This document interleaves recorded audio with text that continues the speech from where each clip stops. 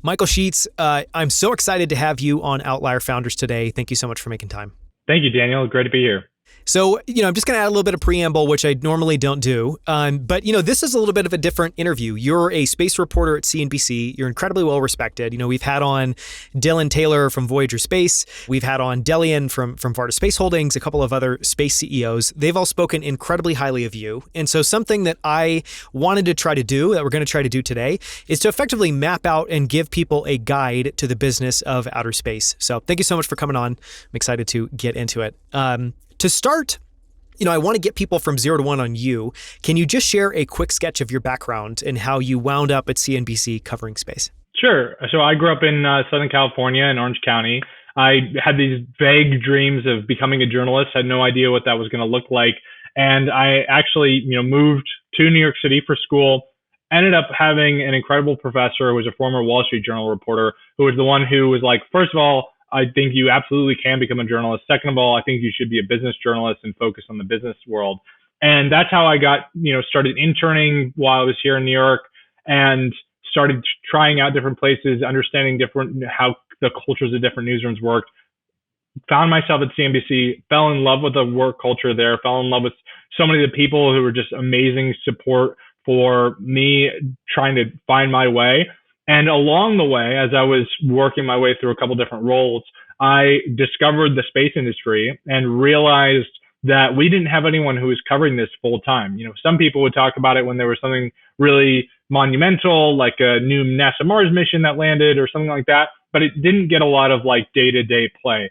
And I was at the time seeking for what's my beat going to be? What's the thing that I can own as a journalist and build a beat? And I didn't really necessarily want to find and follow in the footsteps of someone else covering, a big tech company like Apple or Google or something like that. And so I was trying to find what could make me a little differentiated, realized that not only was there already this existing space industry worth hundreds of billions of dollars, but that it was rapidly changing. And you had all this capital flowing in that was changing the game and all these companies being founded, from the likes of the billionaires who were household names all the way down to people who just decided, hey, I want to try out my hand at launching a rocket to space or building a spacecraft, and kids who were inspired as grad students and they put a cube satellite in orbit or something like that, right? This whole industry was just being seeded and changing very, very quickly. And so I wanted to tap into that and tell, with so many great reporters already out there telling a lot of the different, science aspects or personality or industry aspects, I wanted to tell the business story behind it. I wanted to talk about, can you make money in space? What does it look like to make money in space, and answer that question? Yeah. Well, it's fascinating. And, I think you're totally right. I hope that more people end up covering space because it's changing incredibly rapidly. One of the questions I just want to ask, going back to something you said there, for people that aren't familiar with different newsrooms and what they're like, you talked about the culture of different newsrooms and really being attracted to how CNBC approached it. Can you just, I guess, give a little bit of commentary of what is it like? What are the different styles of journalism, let's say, and what drew you to CNBC? What do you enjoy there? I mean, there's a number of similarities where, when big news breaks, all of a sudden just becomes this clamoring bullpen of people yelling at each other and trying to make sure we have the right headlines going out and all that kind of stuff. But then there's also, some noted differences. And one of the big ones that I loved about CNBC was that we had this very collaborative environment that was already kind of this multimedia platform. We had our TV side, our digital side, and then everything in between. And the fact that we were just a much more nimble operation than I would have expected meant that there was so much freedom as a young journalist learning the craft to try out different opportunities and try my hand at writing up a company, like General Electric's earnings report, right? Like something like that, right? And learning on the go about something that maybe you would have learned in business school. And so that was a very amazing kind of eye-opening experience. And the wealth of opportunities there, the flexibility that people at CNBC showed, and this kind of really just steadfast dedication to their craft and a deep level of focus on quality, because the quality aspect of the work that we're trying to do was such a huge emphasis every part of the newsroom that I've worked in, that I really loved that piece of it. And then there was also we also understand that you're a human being who has like a personal life outside of this. And we, work on the stock exchange schedule for the most part, right? So stock exchange is closed, you guys are on vacation, So there was this nice balance of, hey, we want to be the best. We want to be the number one in television and online business news. And we also want you to be, thriving and surviving in your own personal life as well. So there was this wonderful balance that I hadn't really found anywhere else that the folks at CNBC really have. Yeah, I would say for any company, balancing that ambition of all that you want to do and how well you want to do it with just, not burning people out is a very tough thing. So it's amazing that, you found that at CNBC. One of the things I thought was fascinating about your story is that, you had to literally go from 0 to 1 in terms of your own understanding of space in order to be able to cover it. And I don't know how quickly you did that, if it took a number of years. But one of the questions, that I wanted to ask to kind of flip that around is I think there are a lot of people listening, as we've talked about before, that are just getting interested in space, or they feel like they have a little bit of knowledge of maybe something like, say, SpaceX or Starlink, but they don't really have a deep knowledge of what's going on in the space. And so what I wanted to ask you is, if you have any advice for other people who want to dive in, is there anything you'd encourage people to read, watch, spend time studying? Just any pointers? For me, it was primarily reading, and it was very much understanding, reading both everything from trade magazines and publications who really take deep technical dives into the sector, all the way up into, what do Americans think about space and how taxpayers are being spent. There's a great 2018 Pew survey on just Americans' thoughts of how NASA was prioritizing its budget, that like things like that were helping me understand, okay, so how do you think about it? Where does the money come from? Well, most people would think that it comes from launching astronauts or these really expensive missions to Mars. But most of the money in the space industry comes from stuff like satellite communications and, providing direct from satellite TV service. So that, trying to unravel all of that is there's not really necessarily one path, and I'm always learning myself. There's a couple good books out there that I'll quickly plug. I'd say Escaping Gravity by Lori Garver was really helpful in understanding, and it will help anyone trying to understand a lot of the change that's happened in the industry. Space Barons by Christian Davenport, another great book that helps understand some of these high-profile billionaire entrepreneurs that got involved and why they got involved. Sorry, Eccentric Orbits. I always mispronounce it. Eccentric Orbits by John Bloom. That book really helped me understand a lot of the risk factor involved, and it kind of tells the story of the original Iridium constellation and satellite communications and this dream of providing this, direct from satellite cell service. So that is all of those kind of touch on a different topic area. I'd say that you can't go wrong in just reading as much as you possibly can, because that was my approach and it served me very well. And then trying to talk to people who are in the know and are more experienced than you already, that just being willing to learn from them and truly learn from them and not pretend that you know what they're going to say, that is so helpful. Yeah, those are great books. We will link to those and add a little bit of commentary to them in the show notes. People can find that at outlieracademy.com. One of the things related to that that you just touched on a little bit is just the challenge of space. And I feel like if we're going to cover space, it's worth covering the challenges of it because it's very, very, very different.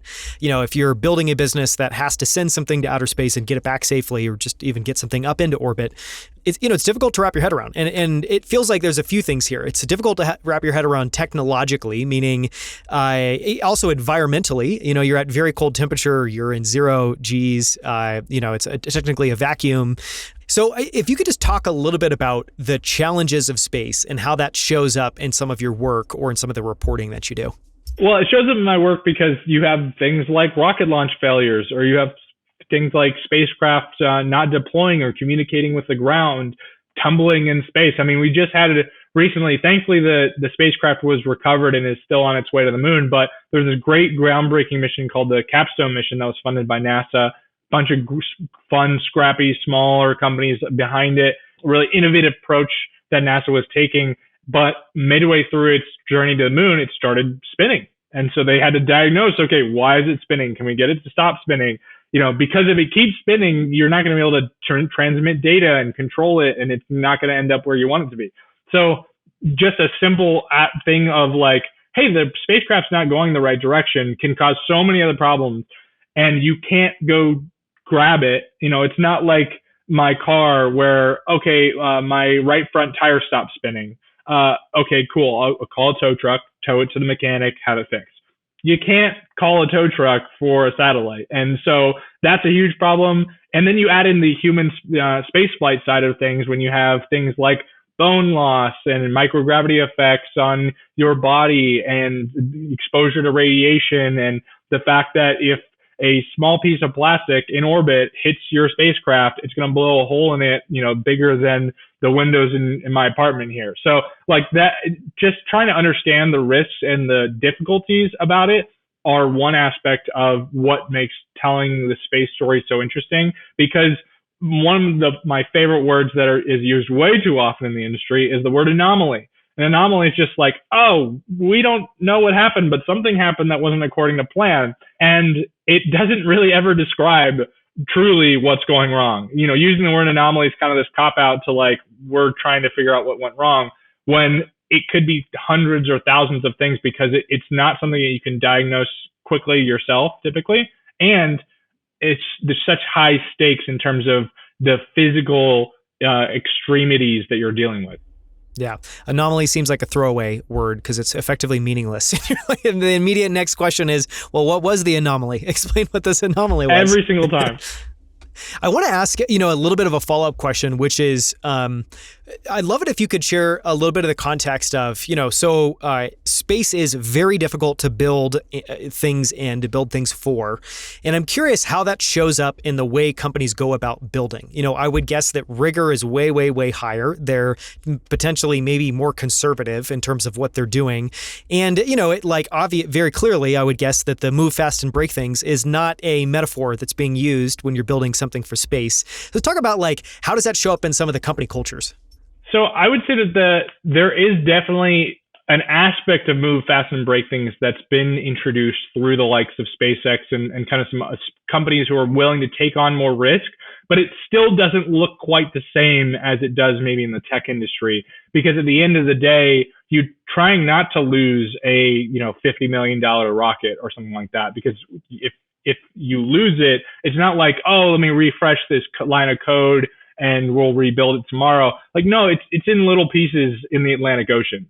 So the risk factor that you're dealing with is a little bit different, which means the application of that process is a little different. But space industry, especially the companies who are a lot more flexible and have moved the fastest, have taken some incredible lessons from tech. And we've especially in the last decade seen the software aspect of, the more advanced your software is, the better it can be for whether it's a spacecraft or a capsule or a satellite or a rocket. So that's a huge aspect of learning that I've seen along the way. I think another thing that people, the rigors side of it is that at a certain point, and this is something I've talked to a number of engineers about, at a certain point, you do have to just go, all right, we're going to push the button. And you always have to accept some amount of risk. You can never be like 100% certain this is going to absolutely work. You can have really quality work and things still go wrong. And so that is a thing that people kind of have to learn to live with in the industry. And, the best engineers are the ones who think around problems both innovatively, but also in a sense of like, how much risk am I willing to take on here? Yeah, you can't mitigate all the risks. And I love that phrase at some point. You just have to push the button. Over the last few decades, since really the Apollo era, it's felt like space has gone from being this very far out frontier thing where, one, we didn't know a lot about it. We hadn't sent a lot of things up into space. We didn't have a lot of things in space, to something that right now seems like it's right on the edge of our understanding, where there's a bunch of companies that are moving really quickly, doing fascinating things from satellites to different launch systems. So it feels like something we're beginning to understand and master. Do you agree with that? And how do you think about and contextualize this, like in less than 100 years, just the amount of progress that we've been able to make? So I'll say that there's a really important piece of this question that I see pretty often, because people often, If I talk about, like, say, a company that's trying to build a private space station, right? They're like, oh, we already have the International Space Station. This was done 20 years ago. This shouldn't be hard, shouldn't be difficult. Why are we doing this now? Or sending astronauts back to the moon like NASA wants to do. Oh, we did that 50 years ago. Like, why are we doing this again? So I would encourage people to go to a kind of space camp, whether it's the one in Huntsville or like Kennedy Space Center. They have a lot of good history of the Smithsonian, and take a look at like the Apollo and Gemini and Mercury era vehicles. If you strap into one of those like capsules, if they have like a mock-up or something, you realize how terrifying it was. Like, in essence, so much of like a kind of just launching someone in a tin can and hoping that they come back. You step into one of the capsules today and you take a closer look at, maybe it's still a capsule, right? Like Blue Origin's New Shepard or SpaceX's Dragon. You step and look inside of one of those and you recognize not just the hardware side that's been upgraded, but like the software side of it. There's like not buttons everywhere. It's just very simplified. The work is being done largely automated, right? And that's a huge difference, a huge step change where we can start to build on that. And I would say the maturation side of it is really starting to come into its own. And that applies to a lot of different kind of subsectors of the space industry right now. But it's happening in a way that it's happened it had never happened previously. And that's all kind of coming to the fore in the last 10 years. And you have these really amazing advancements where, a small satellite that's the size of like some of your microwave in your kitchen can take a photo of the ground multiple times in a day. And if you put 200 of those, it can do this amazing mapping of the world. The Earth observation applications, that whole subsector and its growth and change in the last 5 years is an excellent study on how the industry has changed so much and where it's headed. Yeah. I mean, the Earth observation piece, just talk about that for a moment, has been fascinating because, I'm a big fan of Planet and I've followed them for a number of years. But one of the things that I started noticing that, I think people have generally picked up on, but I don't know if it's still got enough coverage, is just how much satellite imagery now shows up in news reporting of all sorts of things, whether it's people talking about the Xinjiang, camp in China, to people talking about ballistic missiles, to people doing, like Ukraine and doing Ukraine war reporting. It's amazing. Yeah, the troop movements in Ukraine was a great example. Totally. And this is, in many cases, it's everyday people. It's more like citizen reporting. And so I don't know, it's just been very cool to watch that take off.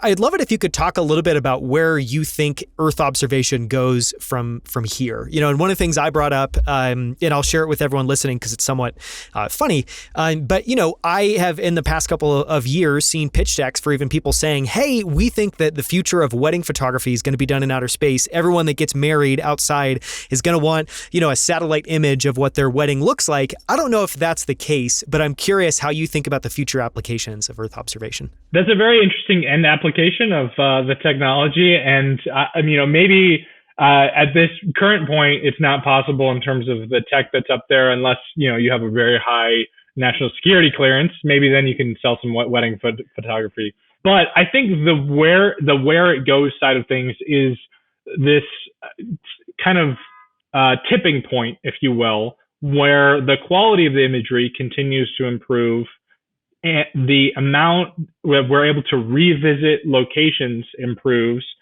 and the pipeline of data that you're getting down from that is then able to properly be distributed and not just to a couple hundred customers, but to thousands of customers or anyone who wants to be a customer. And I think a great example of this is Google Maps, right? Like Google Maps, when you look, you back out. I remember that when I was a kid and like Google Earth first became a thing, backing as far out as I possibly could to see the entire planet and then getting to zoom all the way down in, right? And so when you start to get this holistic picture and into people's hands, what can they do with that? And the boundaries that you can push with that instead of just a couple of subsectors of customers that you're serving. And I think that's a really interesting question because, some of the Earth observation companies are doing fairly well, pulling $50 to $100 million in revenue a year. I'm curious about when one of them is going to be making $1 billion or $10 billion in revenue a year. What gets us across that line to where it's become that proliferated. And I think that's going to be an interesting thing to watch. Yeah, I can't think of a tipping point. You would be much better able to guess what that is. But I mean, it does feel like that's a really interesting signal to look for as soon as revenues go, because you know that they've fundamentally made a step function change in terms of who they're serving and how their ability to kind of monetize that. So this is another question. It's the last one I'll kind of spend maybe looking back. But again, just for people that are getting caught up on space, trying to understand it a little bit more deeply, I was wondering if you were going to teach a short class on space, so say it's just a couple of minutes, and you wanted to try to have some milestones that have led up to where we are today. What milestones would you pick that you think have significance, especially maybe significance in terms of how we think about the space industry today? I would say a couple different ones, especially from understanding the industry in terms of like when we're talking about not like the defense primes, because they still draw a huge amount of revenue. They make a large part of the industry, but in terms of like private companies founded in the last 20 years or so, a great place to start is the Ansari X Prize, flying, with the crew that was able to fly twice within a few weeks there and get to the edge of space. I think that was a great inflection point to understand a little bit more about how things started to change, where for a few like tens of millions of dollars instead of hundreds of millions of dollars, you could just go beyond the edge of the atmosphere. Then I'd say another point to would be the commercial crew program's formation, maturation, and then ultimate success. So when you look at how it came about, this end of the space shuttle era, the shift in how we were going to deliver astronaut crews to orbit, the companies that were competing against each other, the fact that the very first launch actually got off the ground, not only successfully, but in the middle of, a few months into the COVID pandemic. It was amazing that NASA and SpaceX pulled off that mission despite what else was happening in the world at the time. And so you look at what the commercial crew program has done for kind of making access to space, bringing it back for U.S. astronauts, and now for private passengers to be able to actually have an option. Yes, it may be a very wealthy individual that is required to be able to do this, but that very wealthy individual didn't really have an option in the market before this. So what the commercial crew program meant, both in its formation and maturation, and then more recently, I'd say that just the capital formation of the last 5 years, I think is a broader milestone, whether it's the venture capital funding that's poured into it, the private equity that started to pour into it, the SPAC frenzy that we saw last year, all these different aspects of being able to, from an investor standpoint, go, I actually think that you might not be insanely harebrained and just are going to throw my money into this, like directly into the sun, but you might actually be able to provide a service that's based in space that might require some capital up front, but like I see where this is going, right? And people started to actually really buy into it. And so I think that in the last 5 years, especially, has been a significant shift in the industry where it's taken seriously by so many more investors, especially investors who might not be space focused at all. There's some great space focused investors out there. There's also some investors who have made some savvy plays who don't have a space background at all. And so that kind of opportunity and seizing that opportunity is different than it was in years previous. I think it's a great point around the capital formation, because it does seem like we reached a tipping point where space got de-risked enough in the eyes of capital, people that are in the business of investing money and trying to get returns back, to be able to say, okay, there's enough. To me, it feels like the diversity of companies, it finally got to a point where there's just so many, interesting companies led by fascinating founders working on big problems. And then two, I think you started to see enough success in terms of space companies that were already existing that investors, who, as much as they might like to embrace risk, my thought is most investors are kind of risk off. So I think that was an important milestone that's happened recently. Well, you may have heard this phrase already, but I've heard it a couple of different times. And it's so fitting for the space industry and maybe how people are starting to change, because an old saying in the industry was the fastest way to become a millionaire in the space business is to start out as a billionaire. Yep. And I'm sure hopefully it's no longer the case. I mean, I think that Bezos would probably have maybe a +1 to add to that in terms of just how much money he's invested in Blue Origin. But, we're in the early days. And if all things go well, these are 50, 100-year-old businesses that hopefully we're in the very early innings of building.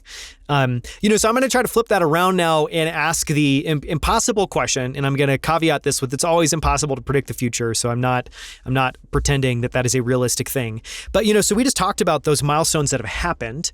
I'm curious now if you were to try to look forward over the next couple of years, pick the time frame you want, what milestones would you point to? And one that I know gets an enormous amount of coverage is Starship, and Starship maybe being a thing that starts to fly more regularly. Is that on your list, and what else is on your list? Ooh, Starship in the next 5 years. That's a great question. I certainly see it making it to orbit, the progress that they've been able to make, but they're certainly now facing this huge change in the program. And so we've seen already, it's now been over a year since it was supposed to have flown to orbit, still hasn't yet. I think they'll certainly get there, but how quickly they can iterate off of being able to reach orbit, I think looking back at one of the most transformative rocket development programs in a long time, the Falcon 9 system, and how long it took them to get to the point of, they're shattering records left and right now, but we're still talking about less than 100 launches in a year. And when, SpaceX and talking about flying people, they said they want to have flown hundreds of missions before they put people on Starship, right? So it took us over a decade to get there with Falcon 9. I think that is one of the most aggressive programs ever tried previously. So I think that's a good understanding of kind of where we're going to go. I don't think we'll have returned astronauts to the surface of the moon in the next 5 years. I think that's because Starship needs to fly more and SLS won't be able to fly fast enough. And I think that's kind of a weird two-headed monster of a problem. More importantly, I think kind of mentioning our Earth observation question again, I think that we will see an Earth observation company cross $1 billion in revenue. Can't tell you which one right now, but I think that the excitement in the applications and the wide variety of customer base that their technologies have, whether it's the likes of Planet with more traditional optical imagery or hyperspectral, the likes of ISI with synthetic aperture radar, and everyone else in between, those applications are so fascinating and so wide-reaching that I think we will see an Earth observation company pulling over $1 billion in revenue a year. The other thing that this is more of a curiosity to me, but I'm curious if the fascination with space stays focused on largely human space flight, or if the success of different businesses will grow the fascination of space as a business and as a sector into looking at the robotics and the manufacturing in space and the satellite communications. Already we've seen that people are excited about stuff like Starlink because of the consumer application side of it. We've seen people are excited about, the Polaris program because they hope that they can one day fly in space, right? Blue Origin, New Shepard, Virgin Galactic. I think we'll see Blue Origin's New Glenn fly at that point. I think we'll see a huge shift in the rocket launch market. We're already seeing it happen slowly at the beginning, but I think that curve is really starting to turn, and there's so much money flowing in that even if it's only a couple of winners, that's a couple winners more than we have right now. And so I think that'll have a huge shift. But I think it'll be interesting to see, does the fascination with the space sector just stay kind of niche with, human space flight and the likes, or does it go beyond that? Yeah. I mean, I think that's a great, question to try to ponder. One of the things you talked about there that I wanted to cover is this business of launch. And launch, I'm going to give my layman's definition. Please feel free to correct it because I'm sure it's going to be probably somewhat bad. But it's basically just rockets or different systems to be able to get mass up to orbit. And the mass could be people, could be satellites, could be a number of different things. And you talked about, I think if you were to go to Americans and maybe pull them and say, who's building, rockets that are moving things in outer space, I think everyone would probably say SpaceX. I think a lot of people would say Blue Origin. But there's, a long tail of businesses underneath that, from Relativity to Rocket Lab to even kind of kooky stuff like Spin Launch, which is effectively taking something and spinning it so quickly that when they finally release it, all of that energy and momentum takes it into orbit. What, I guess I'd be curious to get your take on what do you feel like is underrated when it comes to launch businesses? Whether you're thinking about Rocket Lab or Relativity, and maybe another way of framing Mats, there's a couple names people know. There's a lot of names people don't know. Who do you think we might hear a lot more of in the future that today's undercovered, under-talked about? Oh, well, so a name that you hadn't mentioned that I think probably will get some more play in the next year or so would be ABL Space. They're getting close to their debut launch. They have a pretty impressive backlog of orders for someone in that category. Fireflyer just got to orbit for the very first time, joining the select few. We've got Virgin Orbit. I think it's going to be really interesting if the business case for Virgin Orbit can really lock in that national security side and be this kind of, the way I at least understand their business potential, is this launch provider for a wide variety of U.S. allies, where if Poland wants to send something in orbit, they can order a Virgin Orbit, launch. They fly it out there, they launch it from there. It's all done off of that national soil. You take out a lot of the different kind of complications, if you will. So I think that sort of technologies, is going to be interesting in application. I do find it really fascinating that, launch continues to take so much focus, and because it's kind of the most exciting part of flying stuff in space. Seeing the Earth from space or cameras and stuff like that is always fun. But like, everyone wants to watch a rocket launch, and having seen a couple myself, I'll say that, yeah, it's really exciting. It's amazing to witness. And especially when you watch what's the equivalent of like a 20-story skyscraper suddenly just get off the ground and disappear. So I think there eventually will be two things. One, you'll have a number of these newer launch providers, like you said, that are on the tail, establish themselves, really start to carve out their pieces of the market. We've already seen that with Rocket Lab and Electron, right? Rocket Lab might be able to not compete on price per kilogram with SpaceX, but they can compete on delivering you directly into an orbit, and that's where you're paying the premium to get to your orbit faster, because time is money. So I think, each one kind of finding their niche, finding where they fit, is going to happen over the next few years. And then alongside of that, I think then there's going to be a point where it's no longer interesting. Like, aside from, and I think the example here is, you used to have throngs of crowds that would come to watch airplanes take off and land. Now there's like plane spotters is like kind of this fun, geeky, like small cohort of people who post pictures of cool liveries on planes and stuff like that. The space rocket launch, all of that will always have the plane spotter equivalent, right? But I think there will be a point where you don't have, 300,000 people showing up to watch 4 astronauts go into space. Yeah, with for an hour with an enormous amount of commentary on what's happening at the stage. And the stage I think that'll just disappear, and that's when we know that it's like starting to become more interesting. And we actually have already seen this happen with the SpaceX webcasts, right? Like, when you watch a Starlink mission, they start at like 5 minutes before and they give a couple minutes commentary, and they cut it before even deployment. They just cut it after the booster lands. So the whole thing is 15, 20 minutes. Those used to be 3-hour long webcasts. They're now just a few minutes long. So I think we're already seeing that, because it's a bunch of Starlink satellites. We've watched 30 of them go this year already, right? So people are less interested, and you're kind of just more checking on like, hey, did everything go okay?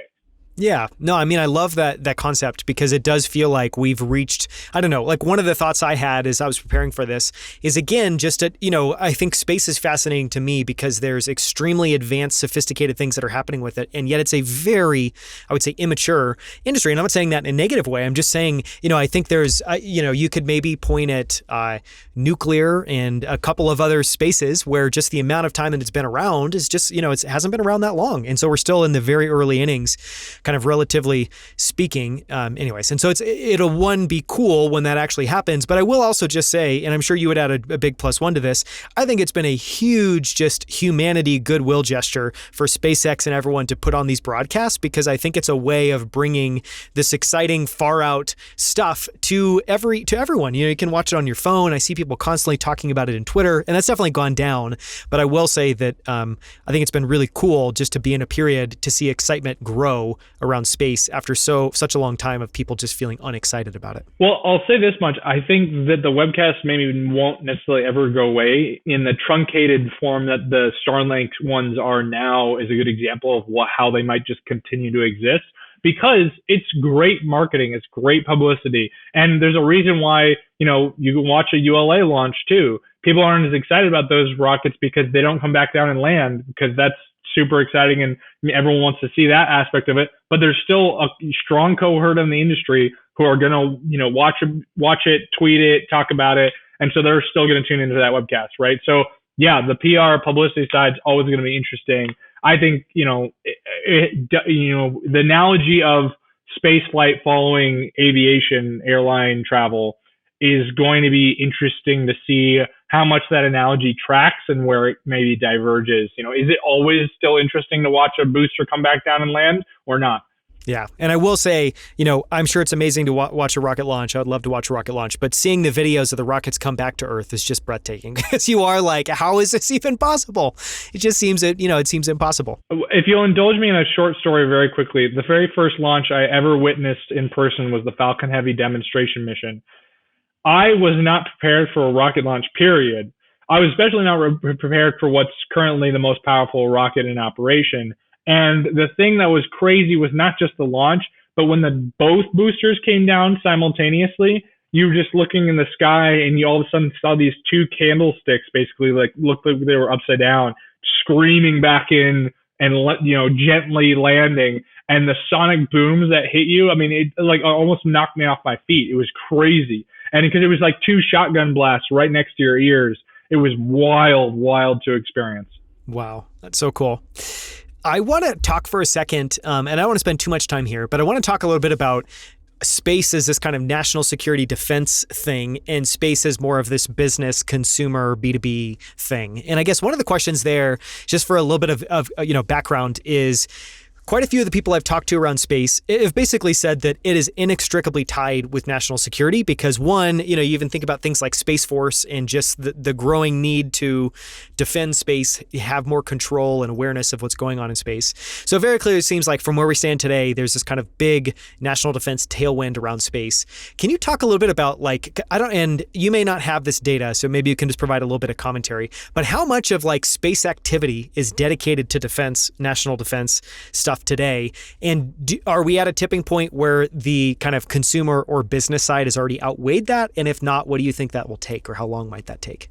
So maybe a good way to understand it, because I don't have the specific data on how how much money goes to defense versus civil, but I struggle to think of a single company that doesn't have a national security contract in some shape or form, whether it's a development one all the way up to big, huge multi-billion-dollar programs that the Pentagon has had for a long time, or like the NRO's contracts with Maxar and Planet and the like, right?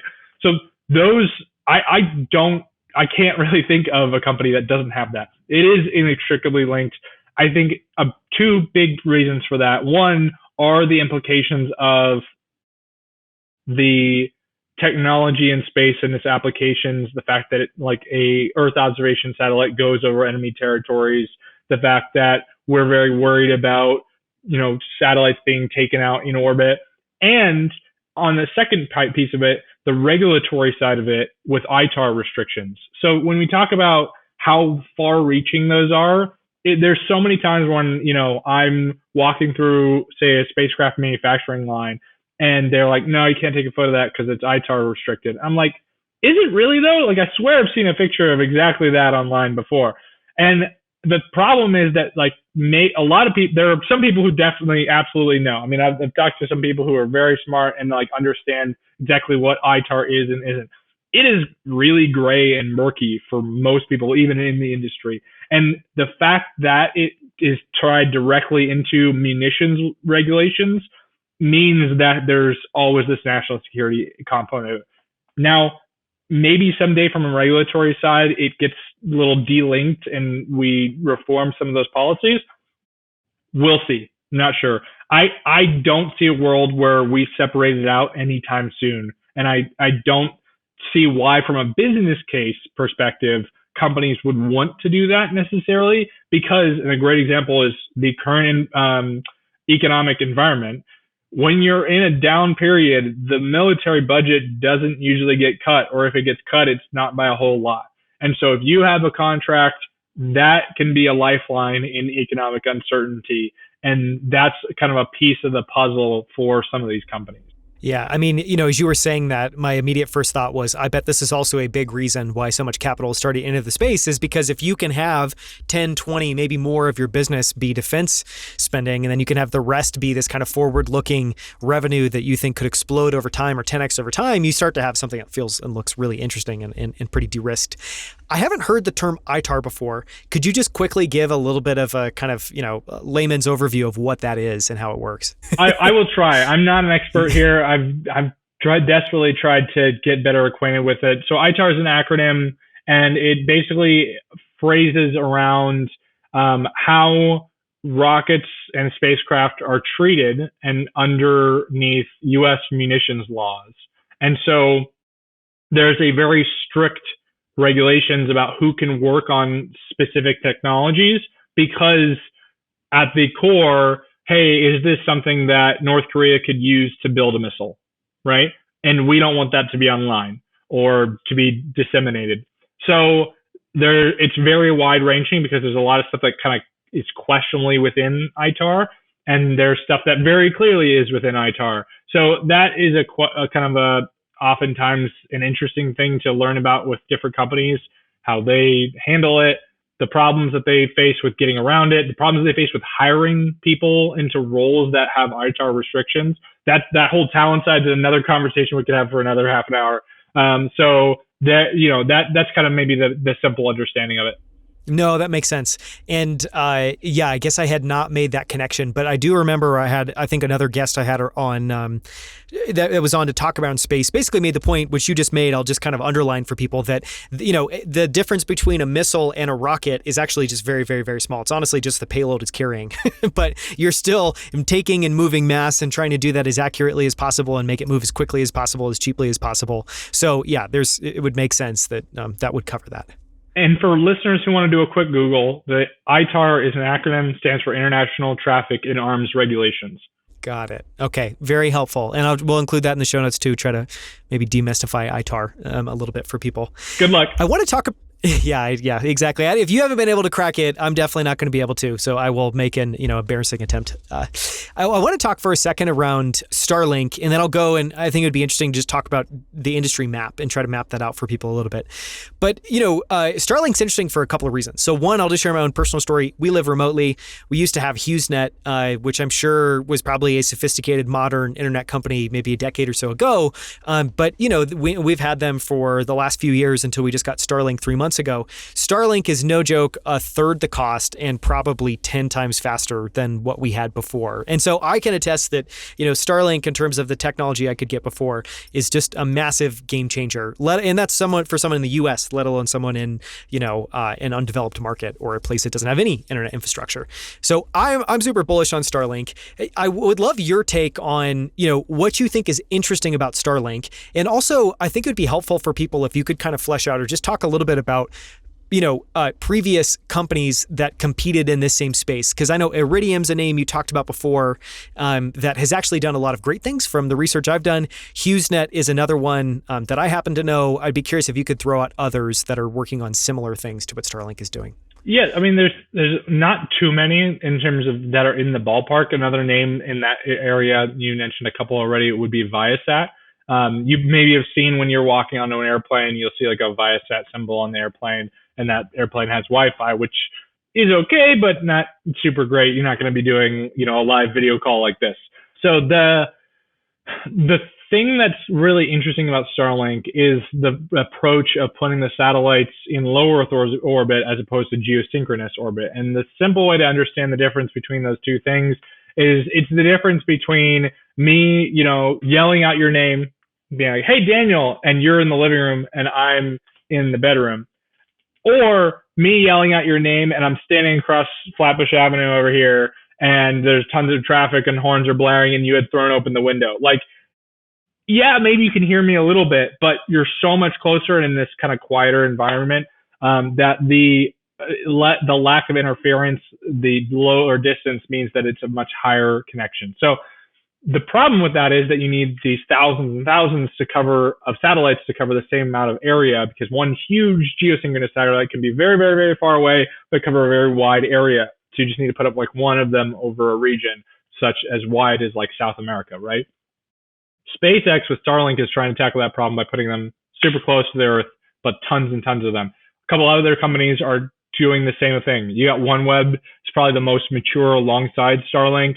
They had a little bit of a pause because of the whole Russian invasion of Ukraine and their satellites being seized by the Russian government. That was super exciting.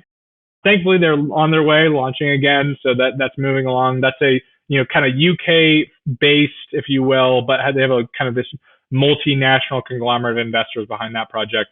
You've got Telesat in Canada, their Lightspeed constellation. They're working on that would be a couple $1 billion in funding. Amazon's announced their Project Kuiper. A couple of former SpaceX people went over to Amazon to kind of build a Starlink equivalent over there, called it Amazon Project Kuiper. So there's a couple different in development. It's still early days. I think you're showing the first fruits of what that looks like. We've seen in recent months, problems with cells being overcrowded for Starlink. They need to get more satellites up, higher powered satellites. And so it's changing, but it's not quite there. I think this is something that maybe by 2030, we'll have like 3 major constellations in play who have truly global coverage. And now we can see how the competitive landscape is being shaped. But it's going to still be quite a while because it takes so long to get that many satellites into orbit. Yeah. I would just say as well, too, for anyone that is curious, look up what it looks like when the Starlink constellation goes overhead in the night. Because I saw this for the first time maybe a year and a half, 2 years ago. We live in an area with pretty bad or pretty low light pollution. And my first thought was, what the hell is that? Because it literally just looks like a series of stars that are all moving in a line together, almost like a worm or something like that in the sky. So anyways, it's very cool if you can see it. Now there's a bunch of videos online. One of the things I wanted to talk about, and I haven't done a lot of research here, so maybe you can fill in some of the blanks. So we just talked about satellite communication, and one of the things that we're starting to see is this technology show up in products that we use every single day. And I think an interesting recent example of that is Apple's emergency SOS, where, and they are very clear, you have to have a clear view of the sky, there's certain conditions that have to exist, but they effectively were able to integrate satellite communication into this emergency SOS feature. Did you cover that? And can you maybe give like a quick overview of what happened there and a bit of context about how exciting that was for you? Sure. I did cover that. Naturally, it's not every day that, someone tells me I should tune into the Apple event today. And I'm like, okay, really? The space guy needs to tune in? They're like, oh yeah, you should pay attention to today's Apple announcement. So yes. And the basic premise of it behind it is it's a partnership with this existing satellite company called Globalstar. Globalstar has a network of satellites in orbit. They don't do, they're not a huge competitor in the communication space, but because they didn't have a lot of market share and they weren't utilizing a lot of the network, Apple is essentially paying to make use of most of the existing network and pay to launch more satellites and kind of upgrade the existing infrastructure. So that partnership exists to where you have a clear view of the sky, you're sending a compressed text message, so you have a very limited amount of, I think, characters even specifically that you can send. And it takes about 15 seconds to send a message. Whether or not they'll be able to two-way communicate, we'll see over time whether that comes to the fore. I think a really interesting thing about the Apple announcement was they said for iPhone 14 users, it'd be free for 2 years. So this gives a sense that they're trying to monetize it at some point. How much that monetization looks like, where the capability grows, we can actually point to, and I just published a kind of overview explainer of this exact topic over the weekend. So if you want to go to CNBC and read, you can read about satellite smartphone communications. But a couple other companies are partnering with what you call MNOs, so mobile network operators down on the ground, on terrestrial communications networks and sending signals directly from unmodified devices, so not a big clunky satellite phone, but like your actual smartphone or Internet of Things devices and the like, and sending signals back and forth. So there's a couple of different projects, but if our conversation about, satellite internet, high-speed broadband is early days, that's even more early days because that's like a step of ambition further. Yeah. I had not caught that it was going to be free for 2 years. I think that is fascinating because it does make you think, okay, they're going to compete with cell phone providers and actually be able to have their own satellite communication built into, the iPhone. Gets super interesting. In 2 years is, it's not that far out in the scheme of things.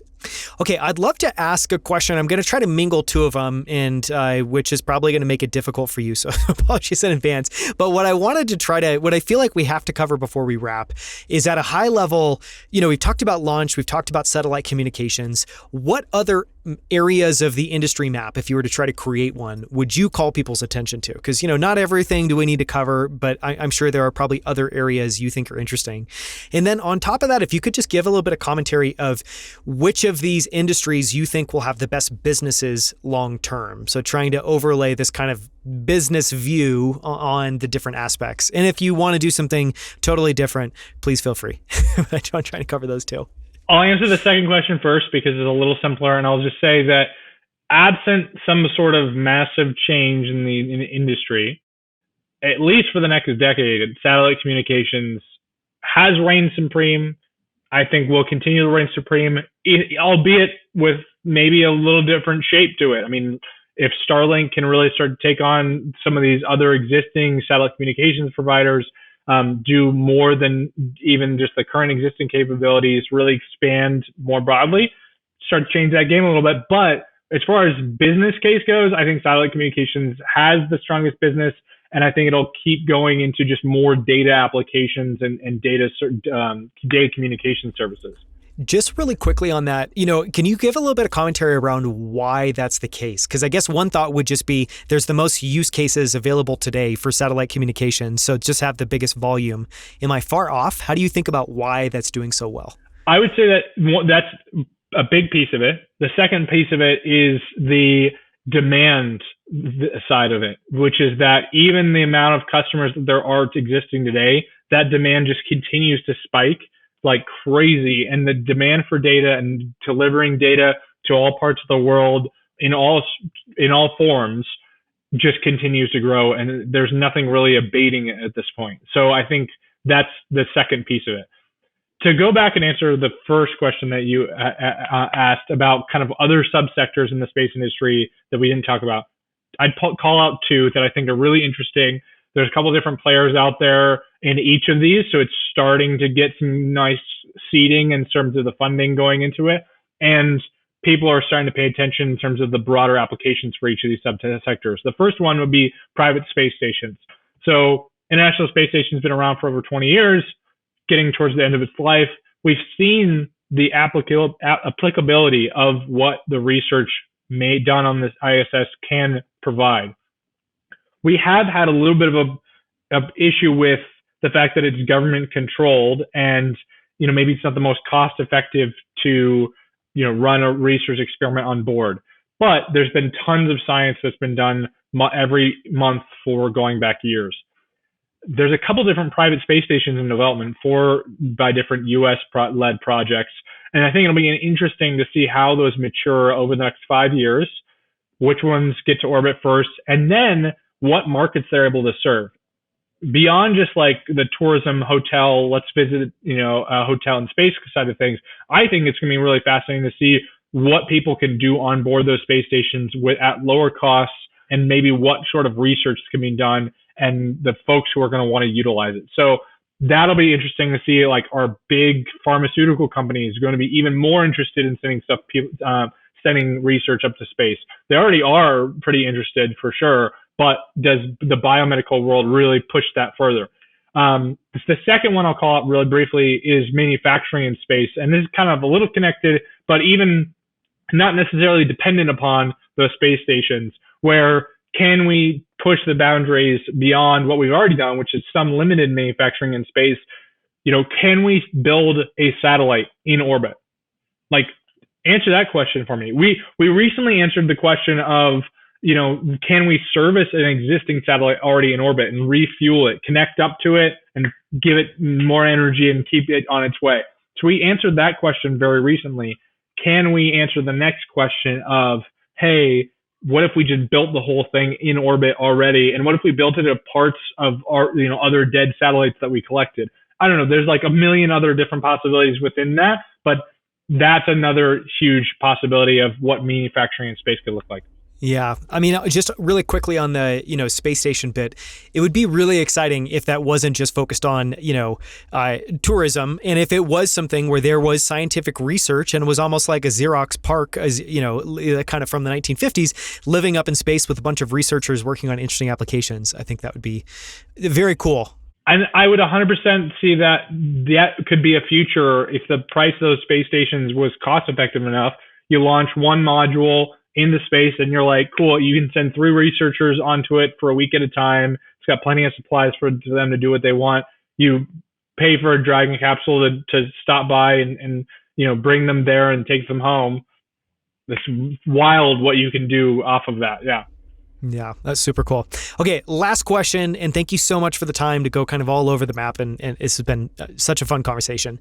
Last question would just be, if you were to zoom out and kind of think about, just project forward, what do you hope to see, and how do you hope that the nature of how we think about space changes over, say, the next decade or two? This is maybe like an undying hope that I don't know will ever be realized, but I would love to see people recognize more of how almost everything that they do every day is impacted by space. The fact that they have a smartphone in their pocket, the fact that they have Velcro on their kids' shoes, like the fact that they can order an Uber because of satellites, whatever it is. I don't know what keeps bringing it more to the fore and helps people understand. I hope the thing that doesn't help making people understand is those things get taken away because of like a national security issue. That would be a horrible way for people to learn that lesson. But and part of what I see my role as a reporter is trying to tell that story a little bit more of like why we're spending the money that we are on some of these companies and these projects because of what it does for everybody in a global economy. Totally. I mean, it feels like we need some sort of branding initiative here. It needs to be like made in space. You can just stamp that on Velcro, any sort of product that is benefits from something to do with space technology. That actually used to be a company name before they got acquired by another company, but that's another story. Yeah, there we go. Well, thank you so much for the time, Michael. This has been so much fun. And I do think that this will be enormously helpful for people listening that are trying to get from 0 to 1, just on understanding space and how space and business and the intersection of that works. Certainly. It was wonderful to talk to you, Daniel.